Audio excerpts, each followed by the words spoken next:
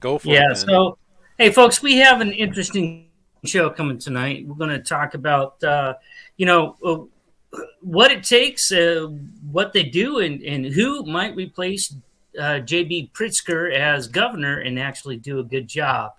We're also, before that, we'll be talking about precinct commitment just a little bit to kind of round out that subject for you. And so we have a good show. We're going to actually mention those who are running for governor on the conservative side. No, not those liberals. Jelly bean, we don't.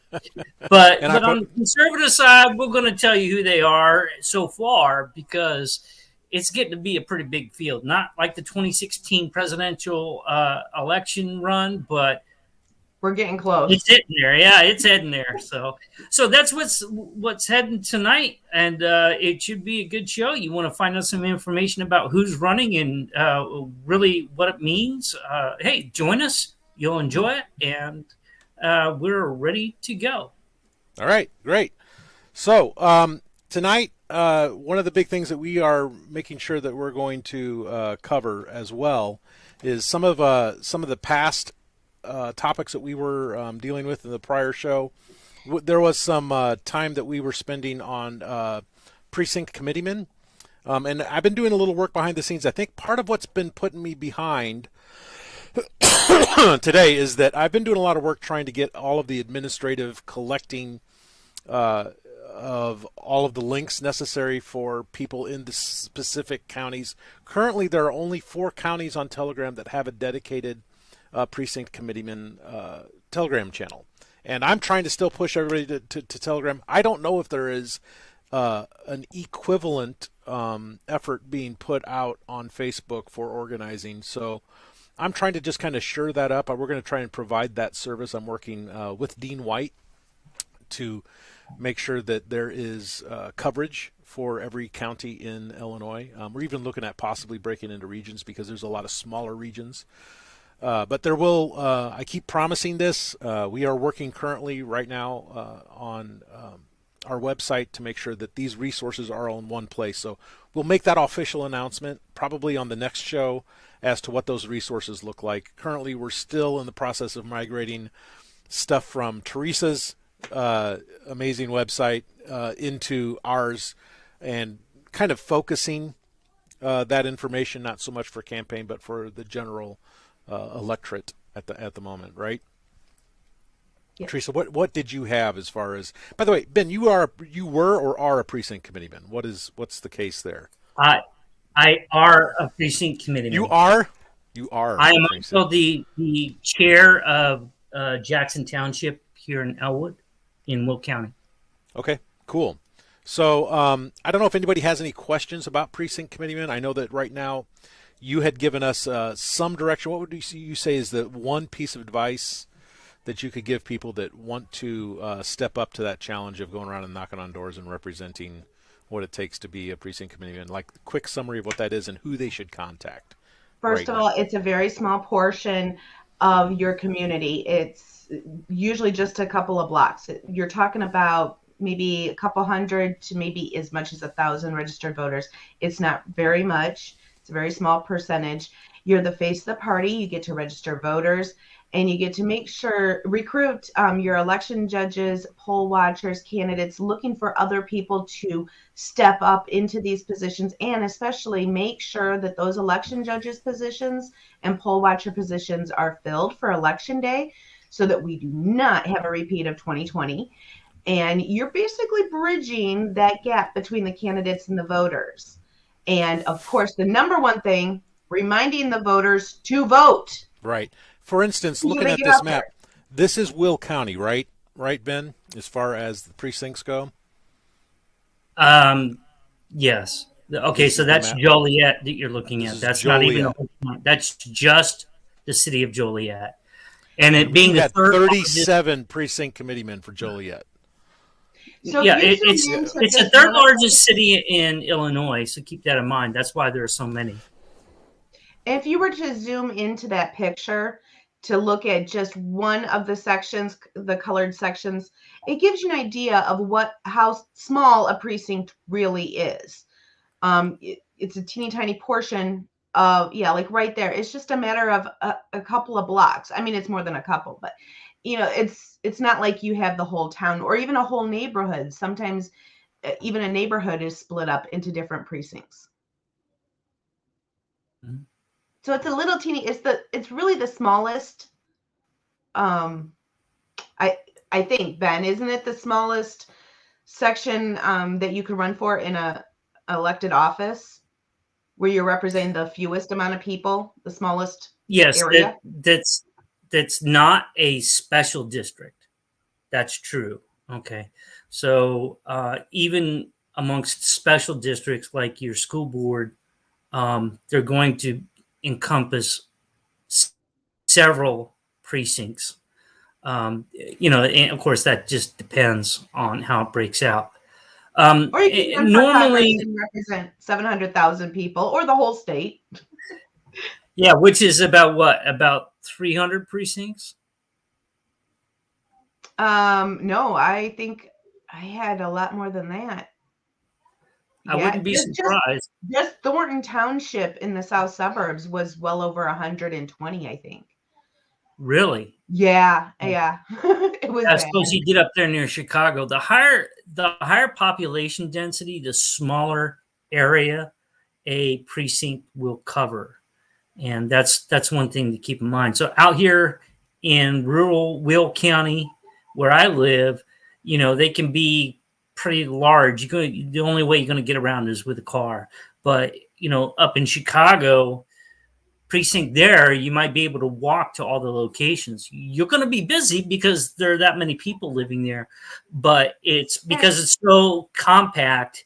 The precinct is also. Well, and when you're in those more urban areas, you may go into one building on a block, and that's an apartment building, and you're just like boom, boom, boom, boom, boom, boom, boom.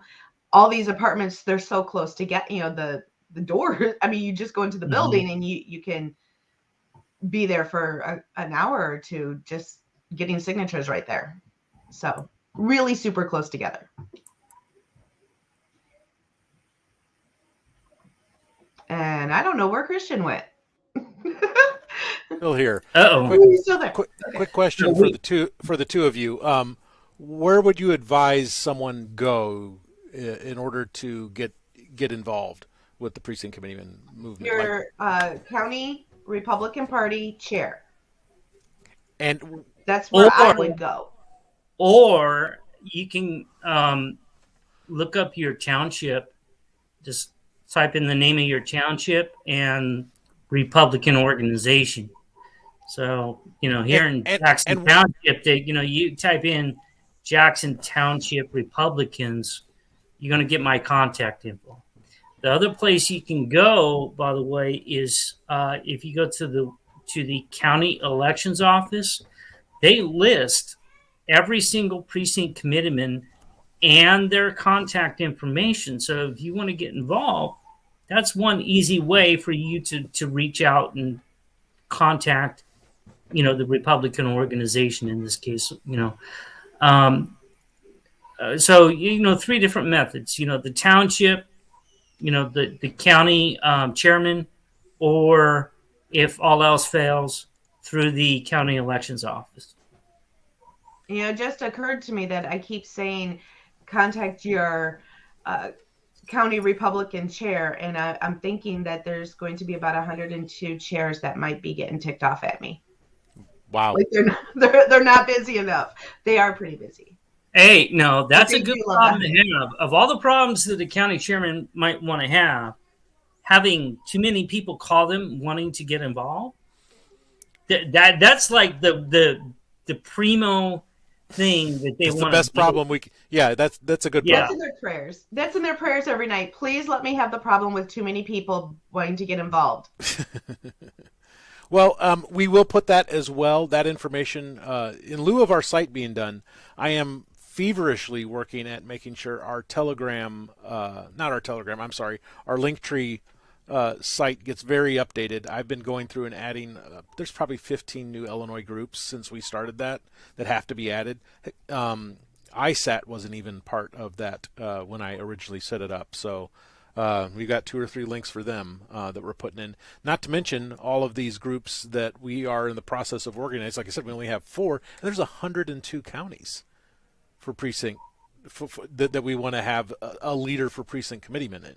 So we want 102 leaders. I don't even know if that's feasible. I think we might, if we had half of that to cover the state, I think we'd be pretty happy. If that's just the counties, and right. And then of course precincts are smaller than counties. So, but we are trying to centralize like a contact that isn't just your local, that somebody can help, and on Telegram specifically, get you the right information to get you in contact that you can stay in touch with outside of like just this media. So, and if I may just go ahead and give a little tree. It's all you. It starts at the precinct level, and then you usually, I believe, go up to township, then county, then state. So that's kind of the order of how it's broken down. So you have the state broken into 102 counties, and then from the counties, they're broken down into townships, and townships are broken down into precincts. Okay, great. Well, I know we're throwing around these words in township, county, like what's the difference? If that's enough coverage, just to make sure that we're still pushing to make sure we have all of those positions filled as far as precinct committeemen. Like I said, we want to offer that you can go to our link tree, which is linktr.ee/Rebuild Illinois. I believe I have that in a banner. We can pull that up since we didn't have any other banners set correctly. But the information that you can look up to become a precinct committeeman will be in that. I actually have it still in edit mode right now on the other screen. So moving on to our A block or our B block. Which one is it? B. Is it the B? We should be B block now. Mm-hmm. Amazing. For those who don't know, you organize your show according to blocks of time and subject material. So we just finished A block. We're moving into B block here. Yeah. So why don't you give them a little intro on where we're going? Or was Teresa opening that one? I forget. No, I am. That's Ben. That's all Ben. Ben, it's up to you. Hey, Christian, you're suffering from CRS tonight. Do you need me to? I'm sorry. What? CRS is what? Can't remember. She's. Yeah, it might be what I'm suffering from. It's not even that I can't remember. Deal with these guys. Normally, I have like a full I'll say list it in of. German. Shite. I don't have my run of show in front of me. I'm still trying to figure out where the video I was looking for is. I'm still doing that in a frantic panic. Like for some reason, like in the middle of the show, I'm going to go ahead and run the show open. I don't know what my problem is, but okay. So let me go ahead and take over. And so what I'm going to do is first give you a small education. It is not complete by any means because there's a lot that happens that I won't mention. Just understand it's by design because we don't have too much time. But I'm going to be talking about the governor and lieutenant governor, what their responsibilities and duties are according to the Constitution and public law in general. So let me start off, though, by explaining that those who would be governor have to be at least 25 years old.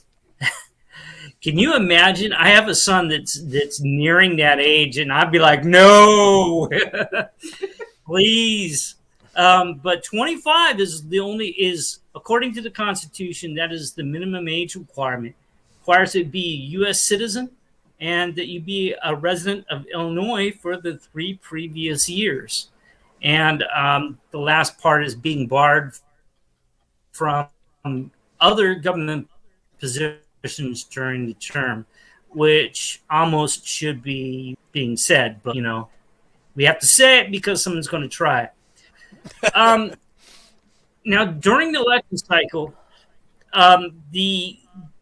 especially with the general election, the governor and lieutenant governor run on the same ticket. In fact, during petition time, which right now they're all out trying to get petitions signed so they can even get on the ballot, they have to select a lieutenant governor running mate because they have to be on that petition together in order to appear on the ballot together. That used to not be the case in Illinois. It used to be whoever had the highest vote count for governor would would win that nomination, and whoever had the highest vote count for lieutenant governor. So 2 separate elections. That changed, I think it said in 1986.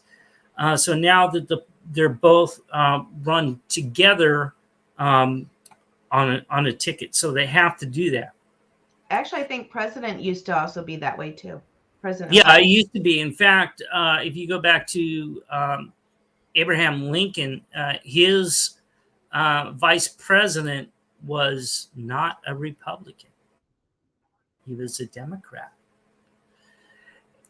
By the way, not all states handle it that way. You look at Virginia, they have separate races for governor and lieutenant governor, and it is very possible to have a Republican governor and a Democrat lieutenant governor, or vice versa. Now, it is required, according to the Constitution, that they maintain the residences, the official residence down at the seat of government. But both the governor and the lieutenant governor have offices in Chicago. And by practice over the last number of years, the governors and lieutenant governors have been just operating out of Chicago. I can't say that for sure about Evelyn Sanguinetti. I don't know where she operated out of, but certainly that's the case right now. And especially with our more liberal governors and their counterparts working out of Chicago. So let's talk more about the governor then. The governor has a number of listed duties and responsibilities and powers, if you will. And so among that is the supreme executive power, and that shouldn't come as a surprise. They represent the head of the government, and that is the executive branch specifically. But not all of the executive branch. Okay, we separately elect it'd be fair to say it's like equivalent to president of the state of Illinois. Yeah, well, It's or less. It's a micro version of the federal. Because we elect a separate attorney general and secretary of state and a couple other positions, they don't fall under the purview of the governor. They're separate. Okay, those are constitutional offices, and they have no control over those offices. Otherwise, yes, it is kind of like the office of the president, and you're going to see that when we get to talking about the other powers. But understand that just means they're the chief executive, kind of like the CEO of an organization. That's their job. They're kind of keeping things running, especially when the legislature is not in session. So with that, then they have the appointing power to appoint positions that they can do that with. Of course, with the advice and consent of the Senate. They can reorganize the executive agency that's under their control. Now, they can only do it so far as that they stay within state statute. So anything that's organized specifically by statute, they can't change that. But they certainly have a very wide latitude when it comes to reorganizing state agencies. Governors can use pardons, and that is true here in Illinois, though it is technically that you don't see it a whole lot where they issue pardons. What was the term on governor? Is it 4 years? 4 years. Correct? Okay. It's been interesting. All the offices are 4 years at the state level. Okay, talking about not the House of Representatives. Okay. Yeah. Or not even talking about the Senate. We're just talking about state level agencies in the executive branch are all 4 years. Okay. Is it okay if I share a graphic with you about kind of the last 30 years as far as governorship goes? I don't want to interrupt and totally derail you because I like that we stay on. Well, why don't you put it up and I'll keep talking, okay? All right. Well, I kind of wanted to show this is the last 30 years of what we had as far as what's called a trifecta. And we have a real opportunity. I wanted to make sure that we pointed out, and we're going to keep pushing this, but this opportunity that we have to take control over, you can see the majority of our state control has been in the blue since 2000. Now, you mentioned the $5 word. Remember, we talked about that. You said trifecta, and I don't think trifecta. Go ahead and explain that, Ben. Okay, so what a trifecta is, we all want it when it's our party, and we don't want it when it's the other party. But essentially, a trifecta is when the same party controls the House, the Senate, and the executive branch. In this case, the governor. Okay, For instance, and the opposite of that being, well, when they have all control, but we had Rauner, and everybody wants to poo-poo Rauner for not doing a great job, but how much you can get done has to do with whether or not that's you called hold the divided majority. government. Yep. Right, and that's referred to as divided government in that case. And yeah, it's terribly difficult for a governor to get anything done when the legislature is entirely controlled by the opposing party. And that's true of a Republican here in Illinois or a Democrat down in Texas. They're going to have a difficult time. Okay, and it's part of the process. It's actually a good thing to some extent, because they also can throw out their controls, their powers, checking the legislative branch when that's the case. So, when we have a Republican governor, they may not get done, but the legislature is not going to be able to pass a lot against a Republican governor who actually cares about the people. And it also brings up another issue. We may see someone like Rauner, who to us may sound like he's capitulating to the Democrats a lot, but he really doesn't have much of a choice. If he wants some of his things to get passed, he has to make deals with the Democrats. Otherwise, they're never going to let his stuff go through. So what I wanted to point out, you need to work with the other side. What I wanted to point out to a point, the reason, real quick, the reason why Rauner lost is not because he couldn't get anything passed, but because what he allowed to pass with his signature, and that included the expansion of abortion and the expansion of taxes. Right. Those things. Yeah, I wasn't saying that he didn't do it. I'm saying in a circumstance like that, the minority governor when the legislature's in the opposite party, so you really don't have much control.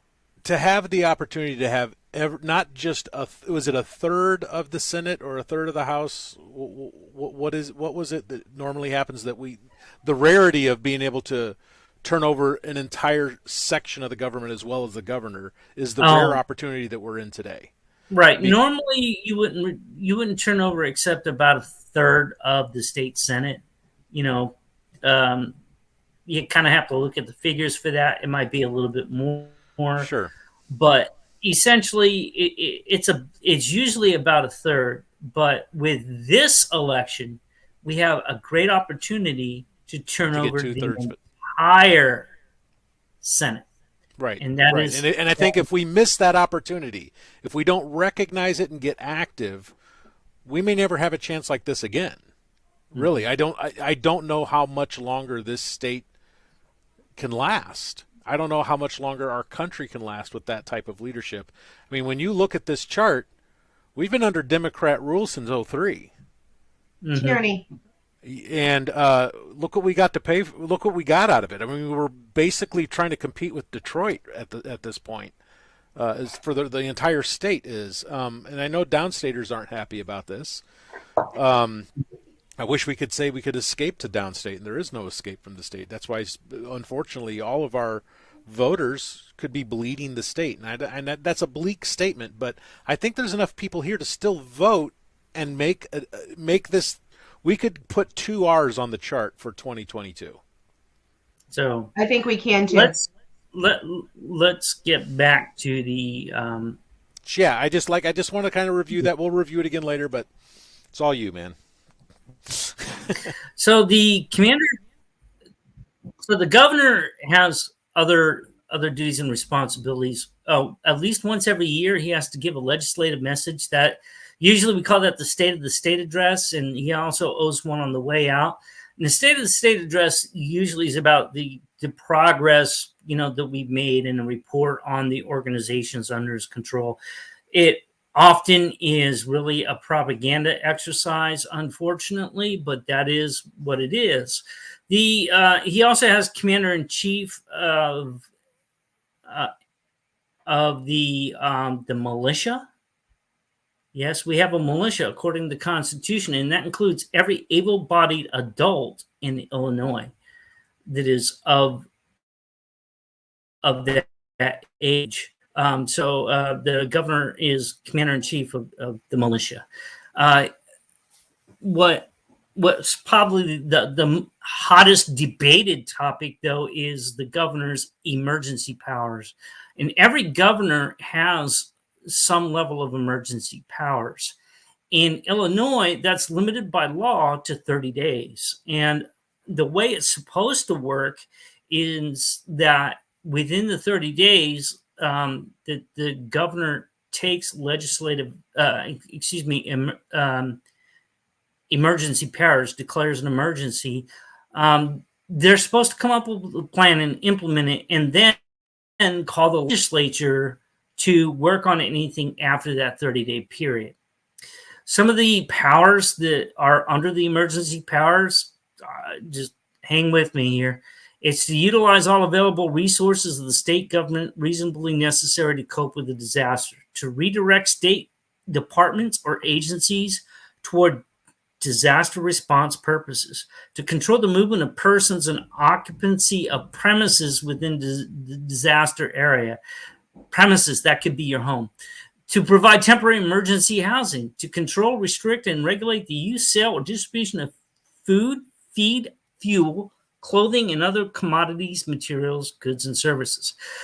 So, and these are just a few of the powers that the governor has claimed and the legislature has left standing. And like I said, it's only for 30 days, though, according to statute here in Illinois. And of course, we've seen just a gross abuse of that power with our current governor, who, that's why a lot of us started calling him Tyrant and King, is because he continually issues new emergency declarations every 30 days when that was never the intent of the emergency powers in the first place. But he's found a way around that with a complicit legislature, unfortunately. Why is the legislature complicit? Because it's under the control of the Chicago bosses and the Democrat Party. So let's switch to the lieutenant governor. The lieutenant governor actually has a lot of responsibilities here in Illinois. I'm only going to mention a few of them. For the most part, it's to chair certain working committees, and there are a lot of those working committees, up to 20 of them, depending on what source you look at, and it's based on state law. So those are assigned by law, not necessarily by the Constitution. The Constitution mentions that those will be assigned by law, and that's what's been done. The other thing that can happen with the lieutenant governor, of course, is they're always on standby to take the reign as acting governor or actual governor if the need arises. And of course, with the impeachment of Rod Blagojevich, that's the last time that we've seen that happen. But even if, say, the governor had to get surgery done or something, they could step in temporarily to fulfill that role. So some of the duties, and I'll just mention these briefly, are they're the chairman of the governor's rural affairs committee, and that's just to ensure that the rural communities have an appropriate quality of life. They're the chairman of the Rural Bond Bank of Illinois, and that's to provide affordable financing of public infrastructure. So like road repairs, water towers are some of the examples I've seen. Folks, I've never seen a road cost that little much that is listed under this. The Rural Bond Bank allows for a loan up to $100,000 to a local community.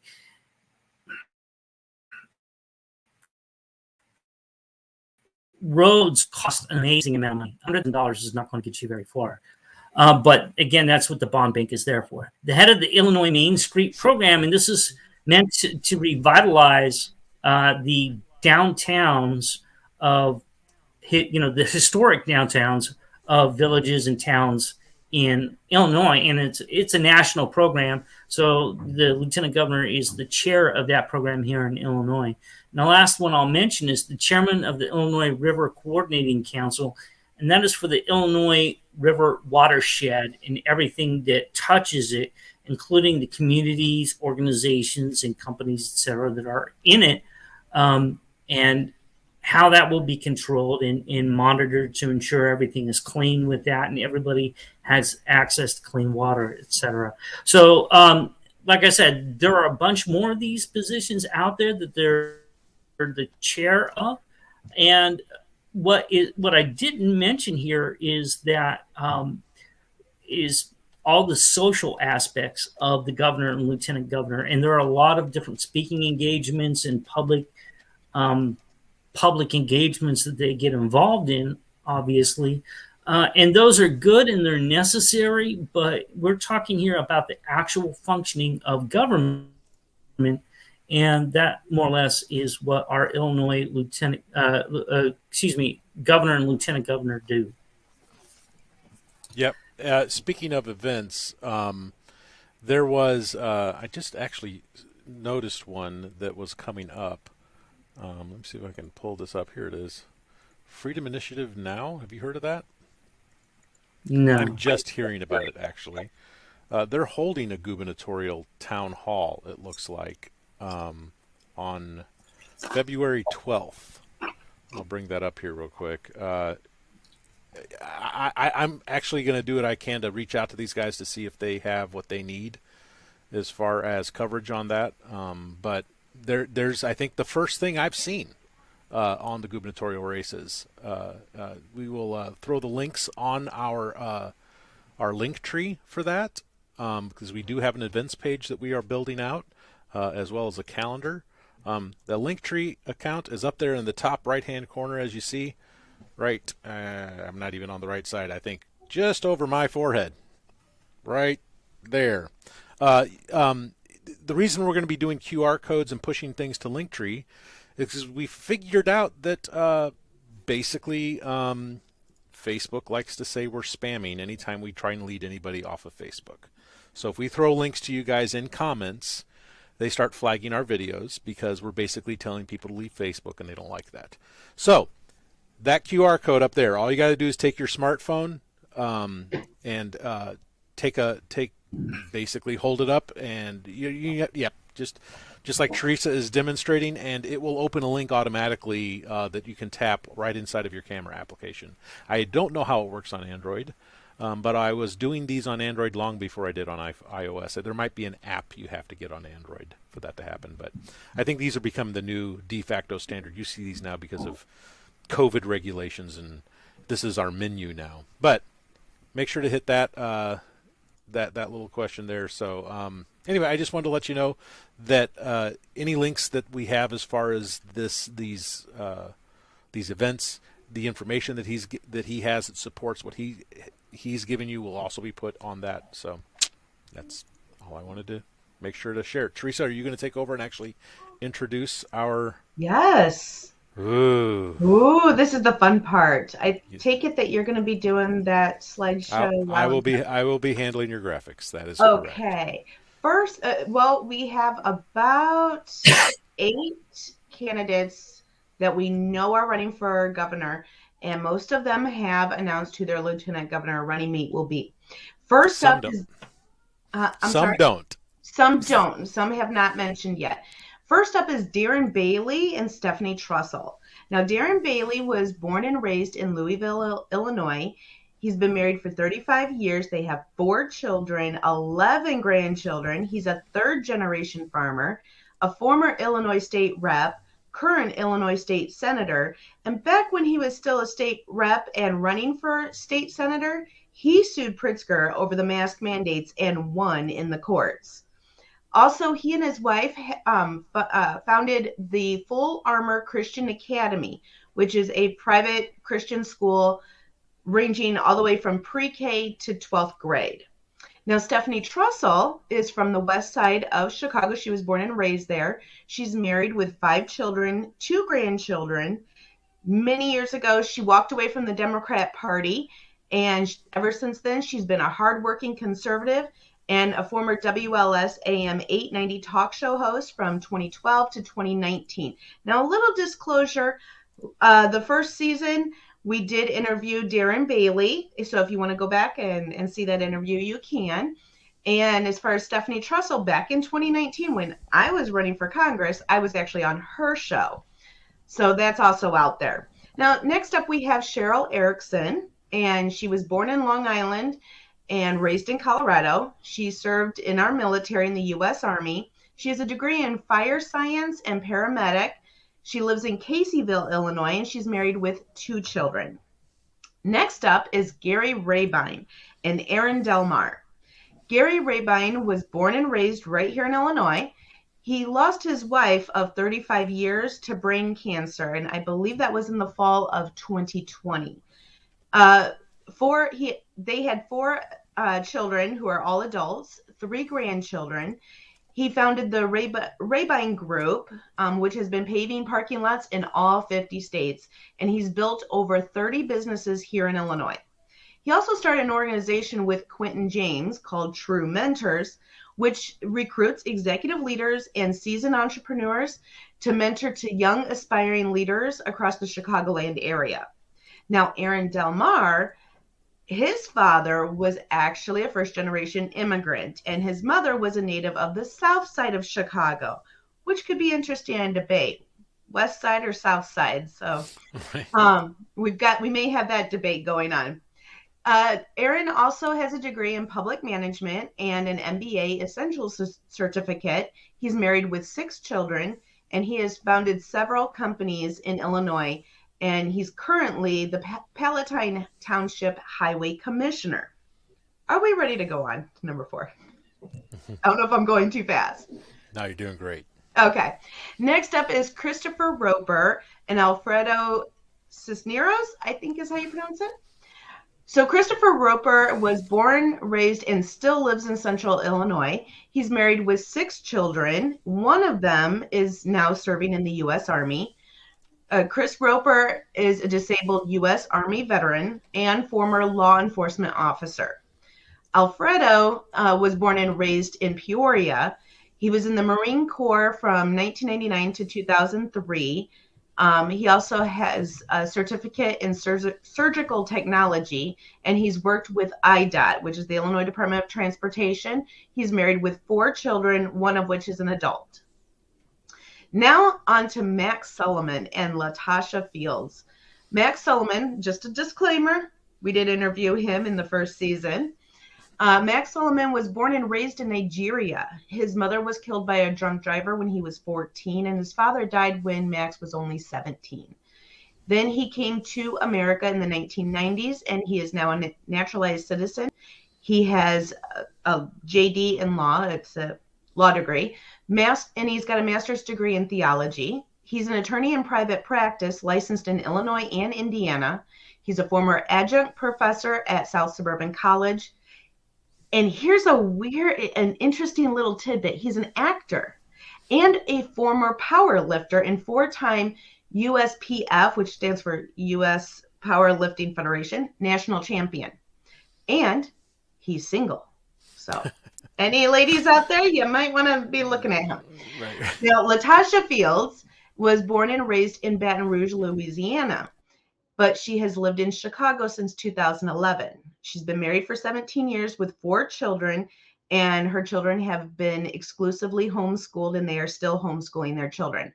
Now, Mr. and Mrs. Fields are the overseers and evangelists of Our Report Ministries and Publications, which is an outreach ministry in Chicago.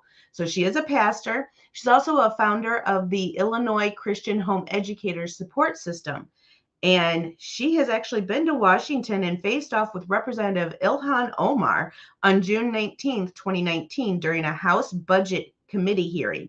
She has also appeared on Fox and Friends, Newsmax, AM 560, The Answer with Dan and Amy, The Black and White Show, The Charles Love Show, and many other outlets. Next up is Jesse Sullivan. which I don't see that he's announced any kind of running mate. Now, he's a fifth generation Illinoisan. He was born, raised, and still lives in Petersburg, Illinois. He's married with 4 children, with a 5th on the way. And he's also a foster parent to 2 teenage girls. He's got a master's degree in global governance and diplomacy and an MBA, which is Master's of Business Administration. Now, our next one, this is number 7, Richard Irvin and Avery Bourne. Richard Irvin is the mayor of Aurora, Illinois. He's also a prosecutor and a decorated combat veteran. He's a great-grandson of a slave, which is some interesting information, and a first-generation college graduate, which so am I. So, Avery Bourne is the youngest person to ever be sworn into the Illinois State Legislature, and she's an Illinois State rep, or she has been an Illinois State rep since 2015. And she's from rural Christian County, where her family has farmed for over 150 years. She is married, and I haven't seen anything about children, but I think she's still quite young. Now, the last one is Paul Schimpf and Carolyn Schofield. Now, Paul Schimpf was actually born on an Air Force base, at Scott Air Force Base. He's retired from the Marine Corps. He was stationed at Camp Pendleton in California and Guantanamo Bay in Cuba. He was also a JAG, which stands for Judge Advocate General, or in layman's terms, military attorney in the Marine Corps. He also served as the lead American attorney advisor to the Iraqi prosecutors in the trial of Saddam Hussein.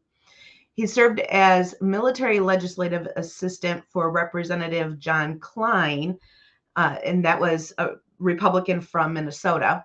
So he's actually worked on Capitol Hill. He is an attorney in Columbia, Illinois, and in 2014 he ran for attorney general and won 68 out of 102 counties, but he still lost to Lisa Madigan. And he is a former Illinois state senator, who was elected in 2016. And in that election, he actually ran against the former lieutenant governor. Now, he's married and has 2 sons. Carolyn Schofield, his running mate that's running for lieutenant governor, she's been a loss control engineer for over 26 years, a product liability specialist for over 20 years, a substitute teacher, and she lives in Crystal Lake, Illinois. She's married with 3 children. Now, I think we also have a few potentials from our list. So let's go through just a couple of those. There's Jason Barackman. He's a state senator. There's Bill Bradley, a former minority leader of the Illinois Senate and candidate for governor in 2006 and 2014, and nominated. Yep. Yeah, Bill Brady is running for. Brady, that's what I meant. Yeah, he's running for state Secretary of State. Oh, okay. Well, that website needs to update their list then. There's Kirk Dillard. Have you heard anything about whether or not he's running or?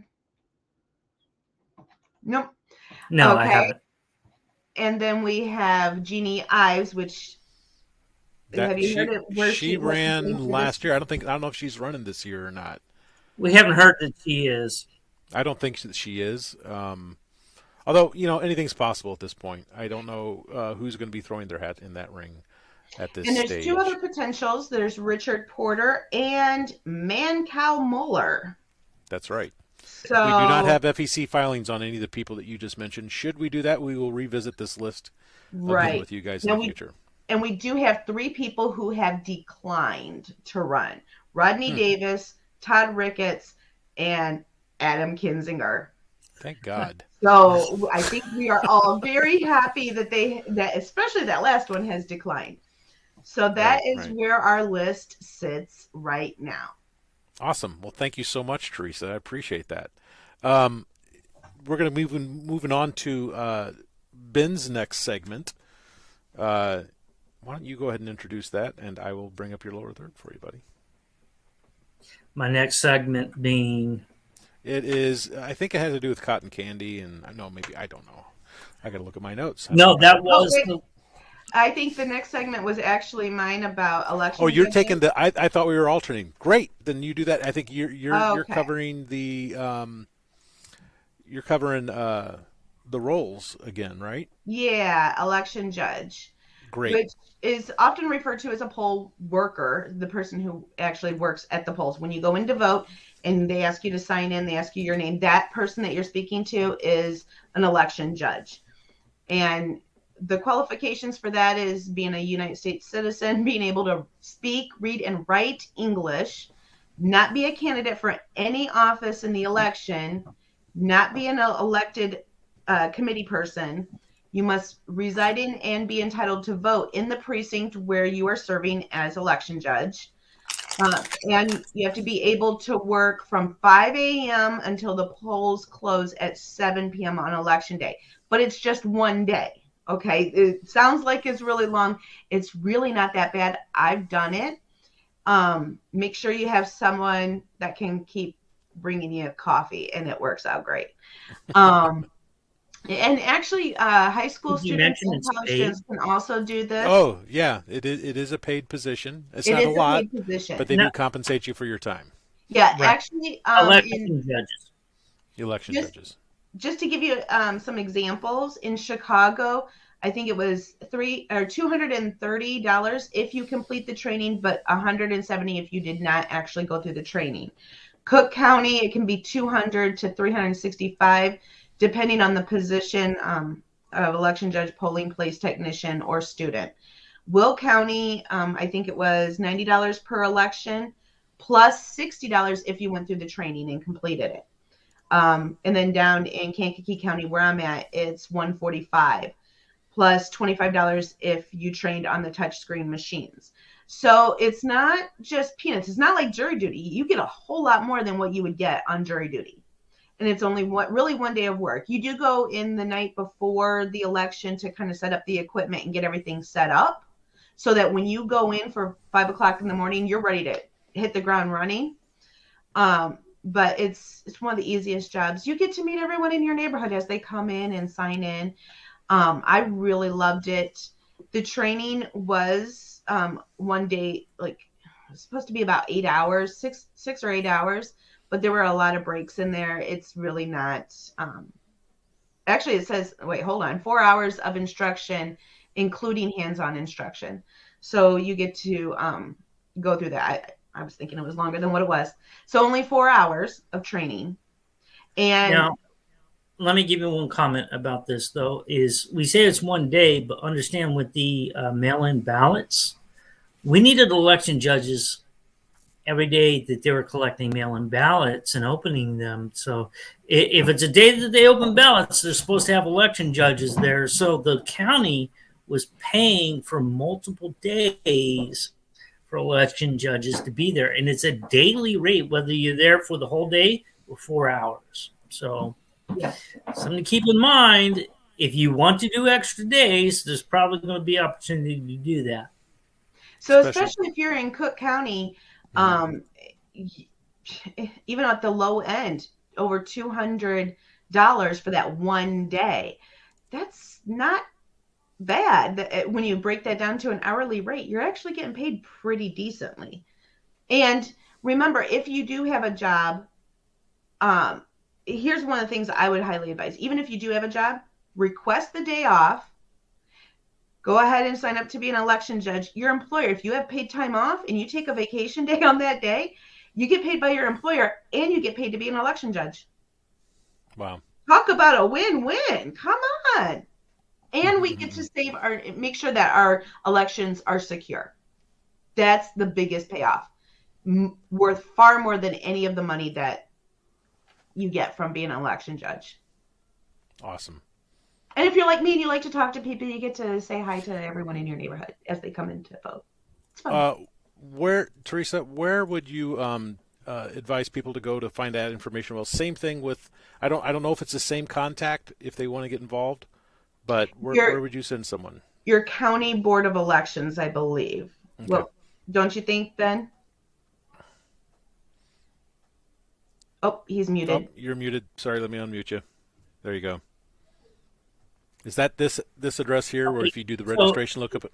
No. If you No, want to correct. be the election judge, the best person to talk to is actually the precinct committeeman, because we're the ones who send in the names of people who want to be, of who we want to be election judges, because each side puts in so many election judges. Okay, so I have to certify the number, the names of election judges that I want at the precinct that I control. So that would be your best bet, is to look up who the precinct committee person is and to talk to them about being an election judge. They'd love you for it. Well, the way I became an election judge is because I lived in Cook County at the time, and I was getting emails saying we need Republican election judges. And I found out that there's a lot of problems. You see, at every precinct, you're supposed to have equal number of Democrat and Republican election judges. But in Cook County, we have a massive problem on the Republican side. There are just not enough Republican election judges. So what I've been hearing is that there are a lot of Democrats signing up to be election judges, but you may have 5 people over here that are Democrats that want to be election judges in this one precinct, and there's no Republican ones. So what they do is they take 2 of these Democrat ones and say, just check the box that you're a Republican. Just check that you're a Republican. That's what they do. So actually, it on paper, if you look at their name tag, it looks like it's equal. No, it's not. It's 5 Democrats at that polling place. Just 2 of them marked and checked the Republican box, but they have never voted Republican in their life. So it's very important that we get Republicans in these positions as election judges. Wow. Which is very important, then, why we need precinct committee people, because they are the ones who certify the election judges for their precinct. And so in all precinct committeemen have the ability to look up voter information and see how people have voted to determine whether they want to have that person or not as an election judge. They also have the ability to reach out and communicate with them as well. So that's just one of the great importances of having enough precinct committeemen in the first place, is to ensure that kind of thing doesn't happen and that we get the right people in. Again, I want to point out right above my head is a QR code that you can scan and get links to our show notes, all the things we're talking about, where to get a hold of precinct committeemen and figure out how to become an election judge. Those instructions will be on there. There will be a special link on that as well. There is also going to be a list of all of the candidates as they are confirmed on the FEC filings. We did mention, like Mancow earlier. Once he actually does file, he will be on that list, and we will probably spend some time with him. Let me see if we can get him on here. And it's funny, I've been on his show a couple of times, so it's really funny when we mention these people that are running, because I think Ben and I have met a big chunk of them. We do have a question from Laura. She got on late and was asking if this is recorded. Yes, it's being recorded. And not only is it recorded, this is actually it's being streamed to Facebook, Twitch, and YouTube. So as soon as we are done broadcasting, it is there as long as they allow it to be, because that is the enemy's playground. But before they can take it down, normally all of our stuff is mirrored up to Rumble and to Odyssey as well. So we are archiving all of these. We are going to be posting these all on our own website with the show notes. A lot of that is in progress right now. So yes, the long answer is it's being recorded and it's being augmented for future use. So. And I think we are about ready to go ahead and wrap up. And I think Ben has some homework for all of you. And Ben, I don't know if you see that there's also references to previous town halls that we've done. Nope, he's muted. I'll get him unmuted. Muted. Stop muting. I got you. I got it. So references to previous town halls, I don't see those. But just understand that, we always want to send people away with homework. And Christian, did you Do you want to send them out with homework to do? I People, would you're love to never send done them with out. school. You're never done with school. Yeah, never. So this our final segment every single time is always, what can you do? And this is where we assign homework to say, these are the things that we know that we would like to see you involved with, at least until the next show. So before next Sunday, find someone that you can be circulating petitions for. I think Ben's going to tell us a bit about that, and I'm going to show you what some of those petitions look like as we go over them together. So, Ben, it's all you. Okay, well, talking about petitions, and remember, folks, that you can go out, you can get your petitions today. You don't even have to go into the office. You can get them from the website. What you see here is the petition for Darren Bailey for governor with Lieutenant Governor Stephanie Trussell as the running mate, and these are how these would appear, and these are the only ones that would appear this way with two names on the petition. Mm-hmm. Normally, it's only going to be one name. Keep that in mind. One name with their address of a record in there. Okay, and one thing to know: hey, if you want to go collect signatures for one of these governors, reach out to their campaigns and let them know that. They will fall over themselves to get a copy of their petition into your hands for you to go out and do that exact thing, because they have to get a lot of them, a whole lot. So it really helps to have volunteers who are willing to go out and brave the cold, since we're not doing it in September like we normally do. It helps to have volunteers who are willing to go brave the cold and go out and do this. Okay? So keep that in mind. And all of the, I'm sorry to interrupt you, Ben, all of the petitions that I put on the board, those were all from their websites. It's easy to find. It's right there where it says petitions or how you can get involved. So let's go into a little detail on that then, Ben. I'll let you show us. We've got a few here from, looks like this is Rabine and Del Mars. Yep. Notice you had said something also about having them filled out in the right way. What are the things they need to be aware of when they download these things so that they don't spoil these petitions? When you download this, the important part is understanding its top is supposed to already be filled out by the candidate. Okay, so you get this. Your responsibility really is to fill out the part where people sign. And if you look, there it says signature of a qualified voter. It has to be somebody who's registered to vote in the state of Illinois. Next to that, next to their signature is going to be the printed name. Why? Because oftentimes people's signatures are illegible. So it's important that they have that printed name so they can refer back to it in the system. Next to that then will be the address of residence, and it should be the same one as appears on their voter card. If it's not, it could be possibly tossed out. Then, so street address, next block is town, of course, Illinois there, and usually the county. The bottom part, if you see here, and this is important for you as somebody who collects signatures, is that bottom part. You can't give this to your 12-year-old kid to run around and get signatures. It's got to be you. It's got to be a registered voter, I should say. So you have a kid that's 18 years old and they're registered to vote. Well, guess what? They can go out and do this. Okay, and it says here, you fill in your name, do hereby certify that I reside at, this is your address of record where you live. And don't be confused why it says village, city of, that's, for me, it would be Elwood, because that's where I live. Then your zip code, then your county, that's county of, so I'd be putting county of Will, state of Illinois. Then it gives, the rest of it there is essentially you're certifying that you're the one who went around and collected this, that you witnessed the signatures. So you're going to sign it where Christian's cursor is. There, that circulator signature. Underneath it, you put your printed name. Now, the important thing here, there you go.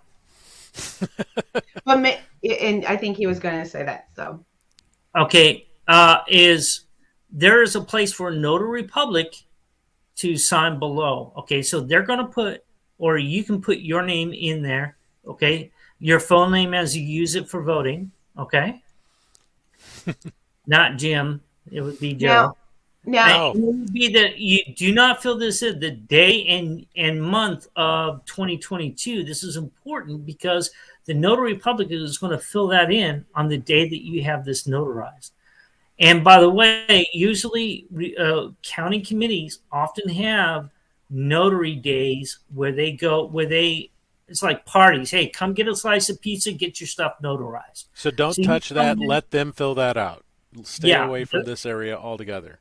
Well, the notary also, in order for them to put their stamp on it, they have to witness you signing where you have Joe in cursive. So you don't do any of this until you're in front of the notary. Correct. Very good point. Thank you. Very Thank you. point. So don't spoil these. If you're going to spend a lot of work putting these things together, what we want to ensure you don't do is you spoil them by filling them out incorrectly and spending all that time and effort. Then come in front of a notary and find out, well, we can't use that. You've already filled that out. And there was one more thing. If you bring that back up, at the very bottom of that sheet, go up. It has to receive a seal. Up. Yep. At the very bottom of that page, it says blank of blank. Oh, page numbers. Page numbers. Do not fill that in. Let the candidate fill that in because they're going to put these all in a big stack, and then they're going to count how many pages there are. If there's 20 pages, they'll put 1 of 20. And then this page is 2 of. There's no way you're going to know that as the circulator. So basically, I think the long and short of it is you can fill out this section here. Okay? But stay away from the signature and the printed name. Mm-hmm. Yep. All of this needs to be done with a notary. And that's the same for all of these. You can fill out this. Fill it out in the presence of a notary. Yeah. Right. You can fill this out, though, before you get there. Mm-hmm. This sheet number or page number. Don't touch until you're in front of a notary. This one's a little more complicated. I mean, it might be best just to leave it all out until you get in front of the notary. If when in doubt, would that be the safest thing to say? I would say when in doubt, contact the candidate, the campaign. Okay. They're going to ask them if they're going to have be interested in ensuring you get this done right.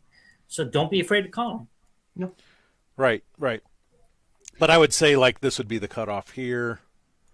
This would be the cutoff here. But these are petitions for all of these candidates. Here's Shimps. No, it's not all of them. The ones that we could find that we put up, yeah. But there's Irving's. So that, in other words, right now, for each one of the candidates shown, you can go to their websites, download those, and begin the process. So, anything else that you want to wrap up at all? Oh, and I think there's one other thing about that, Ben. Correct me if I'm wrong, but you cannot download all of those and then go around and get signatures for all of those candidates. You can only circulate petitions for one candidate. Am I correct? For the same office. That's a good question. I haven't had that problem because I just haven't run into it in the past because we haven't had enough people to run for office before. We haven't had this problem of having multiple people running for the same office. So, I asked the question before. I got an answer. I just don't remember. We'll get that clarification and get that out there for people as well. And I don't think you can sign, for me, I cannot sign, Teresa cannot sign every one of their petitions. I can only sign one because duplicates can be knocked off the ballot. No, you're fine. You can sign for each of those candidates, and you got to ask me. But the question is about collecting. Where is that coming from? And that comes from the Supreme Court of Illinois, where they decided that that's okay. If somebody decides that they want to support this person this day, and next day they want to support somebody else, they're perfectly okay with doing that. In other words, you're saying who you're going to allow to be on the ballot. Yeah. So if you want a full ballot, that's up to you.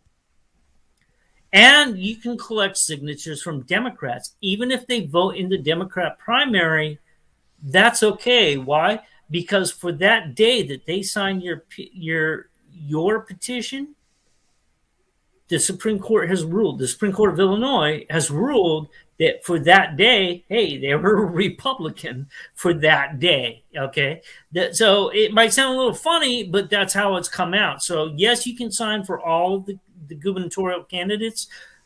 Yes, you can sign for somebody. Unless you're running for office, don't do it. Okay. If you're running for office, never sign for another person's petition if they're running in a different party or for the same party for the same seat. Don't do it, because essentially you're declaring yourself for them. Okay, so it's best to avoid that entirely. If you're running even for precinct committeeman, don't sign anything out of the party that you're running for, and make sure you don't sign anything counter to your own interest in that one. So that is one case where the courts will uphold that, and they will actually yank you off of the ballot if you sign for an opposing party. So don't do it. And a hot tip to make it go really fast: make sure you sign first, have your spouse sign next, and then if you have any adult children living with you who are registered voters, get them to sign. And then every house that you go to, you may be talking with the wife.